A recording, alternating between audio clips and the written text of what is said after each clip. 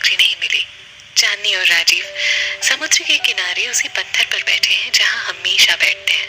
चांदनी, राजीव, जाना जरूरी है क्या? राजीव, हाँ। चांदनी, क्या आप कुछ और दिन नहीं रुक सकते? राजीव, मेरी माँ ने अपनी पूरी जिंदगी मेहनत करते करते बिता दी है चांदनी, मैं उनके लिए कुछ नहीं कर पा रहा हूँ। इस शहर में एक उम्मीद लेकर आया था, सोचा था कि माँ के कदमों में दुनिया भर की खुशियों का ढेर लगा दूंगा, पर चांदनी, राजीव, आपका हर सपना पूरा होगा, बस कुछ वक्त और। राजीव खड़ा होकर, नहीं चांदनी, मैं कल शाम की ट्रेन से वापस जा रहा हूँ और अब मेरा फैसला कोई नहीं बदल सकता। चांदनी, ठीक है, पर हम नारियल पानी तो पी सकते हैं ना, प्लीज? राजीव अपना हाथ बढ़ाकर, चलो। चांदनी राजीव का हाथ पकड़कर खड़ी होती है। चलिए। दोनों नारियल पानी लेकर समुद्र के किनारे चलने लगते हैं। तेज हवा से चांदनी के बाल उसके चेहरे को छू रहे हैं और राजीव उसे देख रहा है। चांदनी लहरों की तरफ जाती है। चांदनी, राजीव, आइए ना। राजीव सिर हिलाकर मना कर देता है। चांदनी उसका हाथ पकड़कर उसे लहरों की तरफ ले आती है। चांदनी का दुपट्टा उड़कर राजीव पर आ जाता है। राजीव दुपट्टा हटाता है। उसकी नजर चांदनी के मुस्कुराते हुए चेहरे से हटी नहीं रही है। चांदनी राजीव की तरफ देखती है और राजीव अपना मुंह फेर लेता है। अचानक चांदनी को गोलगप्पे का ठेला दिखाई देता है। चांदनी, ओए गोलगप्पे। चांदनी राजीव का हाथ पकड़कर गोलगप्पे वाले की तरफ भागती है। चांदनी, दोनों के लिए एक एक प्लेट दीजिए भैया। राजीव, मुझे नहीं खाना। चांदनी, गोलगप्पे के लिए भी कोई ना बोलता है क्या? मैं तो नींद में भी खा सकती हूँ। राजीव मुस्कुराकर, हाँ, क्योंकि तुम चांदनी हो और मैं राजीव। चांदनी मुंह बनाकर, मत खाइए, मैं तो खाऊंगी। चांदनी खाना शुरू कर देती है। चांदनी, वाह भैया, बहुत अच्छे हैं। राजीव, आपको एक तो खाना चाहिए। राजीव, मुझे नहीं खाना चांदनी। चांदनी, ठीक है। राजीव, आपकी शर्ट पर कॉकरोच। राजीव, कहाँ? जैसे ही राजीव कहाँ बोलने के लिए अपना मुंह खोलता है, चांदनी उसके मुंह में गोलगप्पा डाल देती है। राजीव को खाना ही पड़ता है। चांदनी जोर जोर से हंसने लगती है। राजीव को ठसका लग जाता है। चांदनी, भैया जल्दी पानी दीजिए, जल्दी। चांदनी राजीव को पानी पिलाती है। चांदनी, आई एम सॉरी, मैं तो बस। राजीव, तुम तो क्या कोई काम ठीक से कर सकती हो तुम? चांदनी, सॉरी। राजीव, अब चले? चांदनी, जी। राजीव, थैंक्स चांदनी। चांदनी, किस लिए? गोलगप्पे के लिए? राजीव, आज तुम्हारी वजह से मुंबई में मेरा आखिरी दिन इतना खूबसूरत हो गया, इसके लिए थैंक्स। चांदनी, राजीव, आपसे एक बात पूछूं? राजीव, हाँ पूछो। चांदनी, राजीव, आपके पापा कहाँ हैं? ये सवाल सुनते ही राजीव परेशान हो जाता है और वो गुस्से से चांदनी की तरफ देखता है।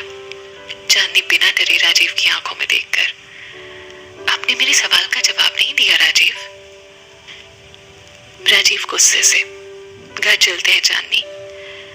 राजीव गुस्से से घर की तरफ बढ़ता है और चांदनी उसके पीछे आती है। सामने से एक तेज रफ्तार कार आती है जिसे राजीव नहीं देख पाता।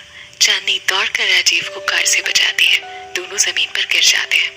राजीव, चांदनी तुम ठीक तो हो ना? तुम्हें चोट तो नहीं लगी? राजीव चांदनी को उठाता है। दोनों एक दूसरे की आंखों में देखते हैं। चांदनी, मैं ठीक हूँ। राजीव, आई एम सॉरी, वो मैं परेशान था तो मैंने कार की तरफ ध्यान ही नहीं दिया। तुम ठीक हो ना? चांदनी, हाँ मैं ठीक हूँ, कुछ नहीं हुआ मुझे। आप ठीक हो ना? राजीव, एक बार अपने दर्द को बाहर आने का मौका तो दीजिए, फिर देखिए आपकी सारी परेशानी खुद दूर हो जाएगी। राजीव, चांदनी चुप, अब एक शब्द भी नहीं। चांदनी, क्यों नहीं? राजीव, दर्द बांटने से कम होता है, आप बस एक बार कोशिश तो करिए। राजीव गुस्से में अंदर जाता है।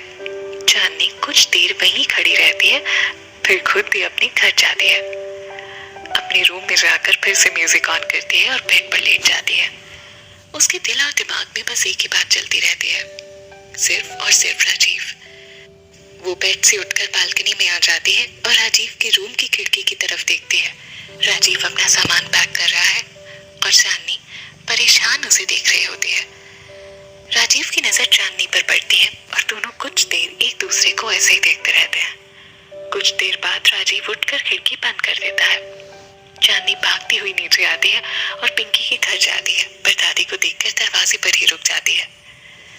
सावित्री, क्या हुआ, बाहर क्यों रुक गई? चांदनी, दादी मैं वो पिंकी से बात करने आई थी। बात करके बाहर से ही चली जाऊंगी। सावित्री, अंदर आ जा। चांदनी, नहीं दादी, सुबह आप ही ने तो मना किया था। सावित्री, देख तेरे लिए तेरी पसंद का पटियाला सूट लाई हूँ, वो भी पीले रंग का। तुझे पसंद है ना पीला रंग?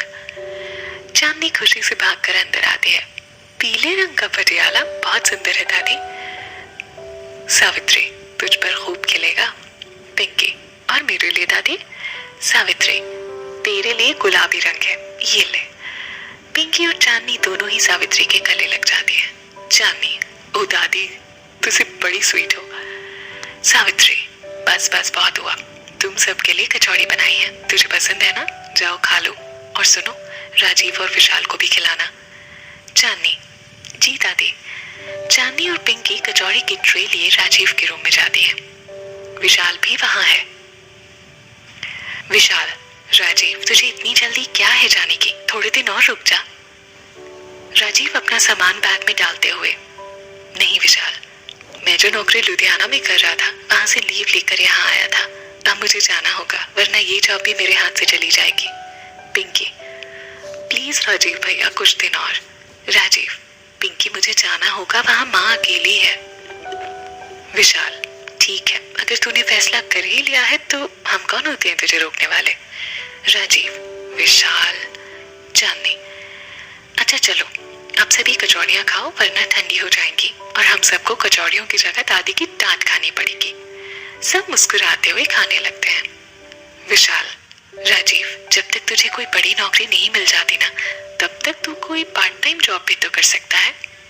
राजीव, मुझे जाना होगा विशाल। चांदनी, राजीव कुछ दिन और रुक जाइए। पिंकी, हाँ भैया कम से कम मेरी शादी तक तो रुकिए। राजीव, शादी? चांदनी, ओए तेरी शादी कब पक्की हुई? पिंकी, अरे पक्की नहीं हुई तो अब हो जाएगी, दादी जो आ गई है। विशाल और चांदनी एक साथ, शराब पिंकी। राजीव मुस्कुराते हुए, मुझे तुम सबकी बहुत याद आएगी। सब उदास हो जाते हैं। चांदनी की आंखों में आंसू भर आते हैं। चांदनी, मैं चलती हूँ, मुझे नींद आ रही है। पिंकी, मैं भी आती हूँ। चांदनी और पिंकी चली जाती हैं। विशाल राजीव को गले लगाकर, मैं भी तुझे बहुत मिस करूंगा।